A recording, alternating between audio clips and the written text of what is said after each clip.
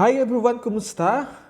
Malimit nating iniisip na paano nga ba umasenso o magtagumpay sa karera natin sa buhay. May it be personal journey, career journey, at iba pa na nating nanais na marating sa ating buhay. Mga pangarap, sa Bisaya pa pangandoy, dreams in our life. So, today we are going to talk about focus. Diba? Focus as one of the keys and instruments for you to be able to attain what you wanted in life, what you wanted in dreams. Kini si samahan si Kuya Nonoy. Tara, istoryahan na ita. Tara, istoryahan na ita.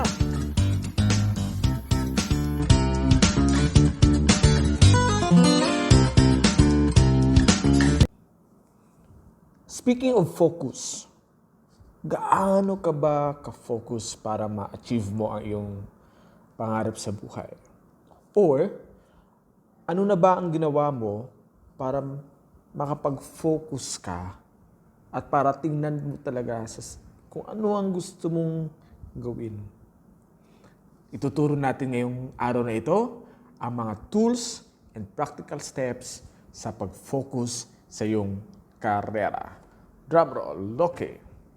Assuming na ang ating focus na bibigyang pansin talaga ay ang pag-focus para mag-improve yung career. Ang unang tool na dapat meron ka ay simple lang.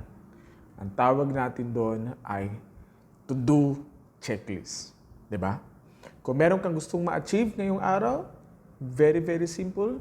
Para makapag-focus ka, gumawa ka ng to-do list. Pwede mong gawin ang to-do list na yan sa iyong daily planner. 'Di ba?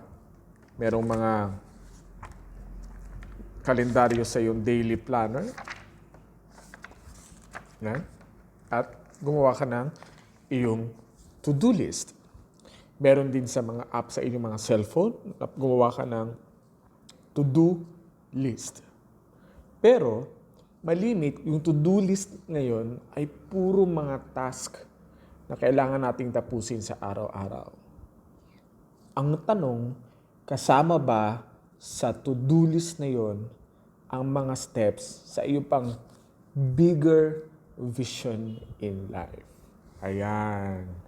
Yan yung wala tayo usually. We don't have that usually in our list, right? So where would that come into doon sa mahaba nating listahan ng gagawin natin ngayong araw dahil sa trabaho? Ang tawag natin doon ay break-in periods. So first, sulat natin, meron kang to-do list sa iyong task. Diba? Pangalawa, within the to-do list, gumawa ka ng tinatawag nating break-in periods. Yan. Sa break-in periods na yon, yan yung mga moments na ilalaan mo doon sa biggest or long-term vision mo in your life. Yan. Pangatlo, gawa tayo na tinatawag nating personal space. Ano yung mga sample ng personal space? Ang mga example ng personal space, basic, snacks, diba? Lunch. Snacks ulit sa hapon. Pero pwede natin gawin na yung snacks doon, for example, for me, ang pwedeng gawin sa snacks ay pag ikaw ay nagbabasa. So read, read in 15 minutes reading. Yeah? Magbabasa, I'm gonna read few pages of the book na tinatapos ko for the entire month within my coffee break or my snacks break. And then lunch, chika-chika with friends, then come back to work. So, that day alone is already a manifestation of how you can actually already focus on the things that you wanted to achieve today that can actually also lead you to the things that you wanted to do in the future. So parating ganun, no? Habang nag-i-imagine ka ng kung ano-ano sa buhay mo, dapat meron talaga tayong tinatawag na is these things that we are doing will going to lead us in terms of our future. So focus on one thing. Diba? Next, kapag nagawa na natin yung tools na daily tools natin na to-do list, break-in periods, and personal space na daily mo siyang ginagawa, meron tayong tinatawag na unimportant list. Kunwari, habang nilista mo na yung to-do list na mahaba, kailangan mo din siyang i-filter saan dito ang ngayon na gagawin. As in now na. Saan dito ang pwedeng mamaya na. Saan dito ang hindi naman importante, so wag ko munang gawin. Easy said than that, correct? And how to make it really truly easy rather than easy said than that. Diba? Hindi naman totoo yan.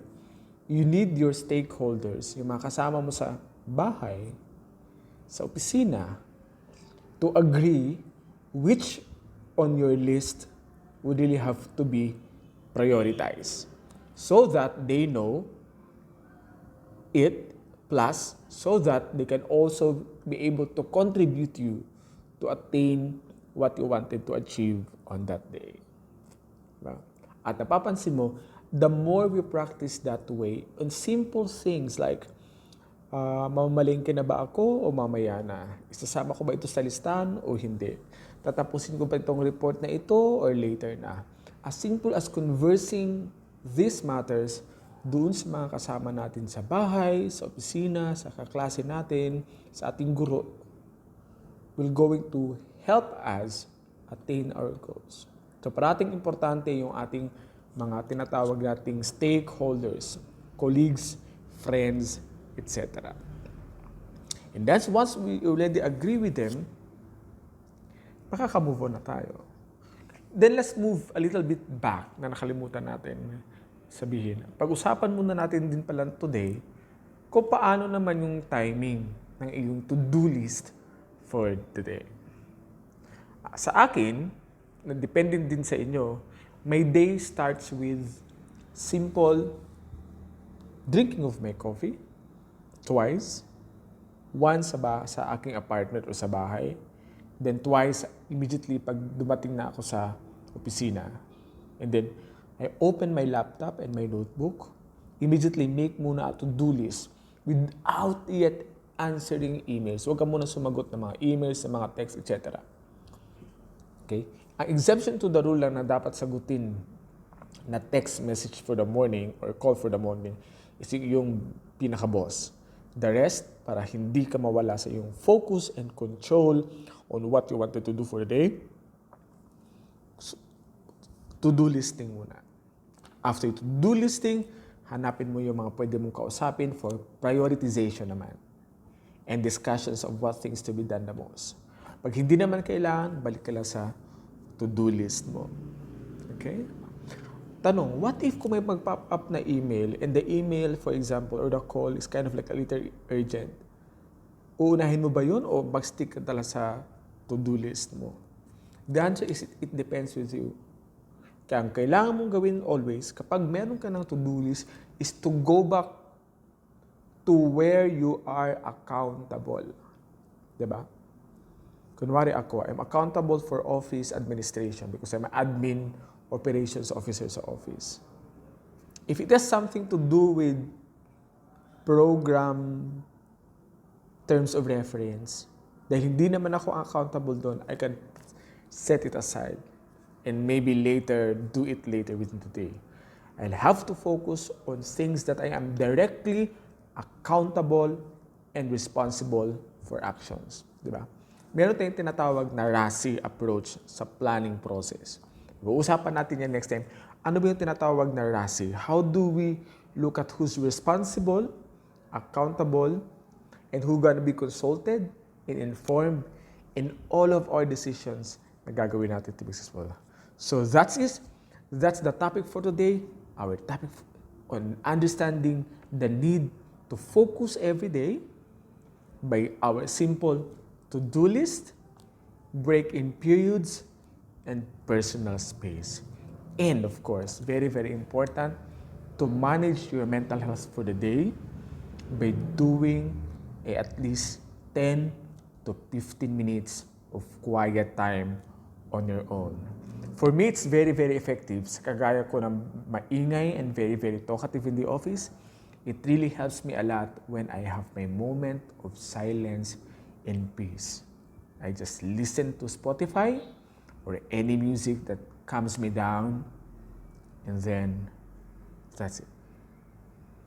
Focus, mindfulness, personal space. Tara, istoryahan ita. Ring the bell below. Comment if you'd like to comment. Paalam. Subscribe and comment below po. Salamat. Ito si Kuya Nonoy. Tara, istoryahan at pag-usap.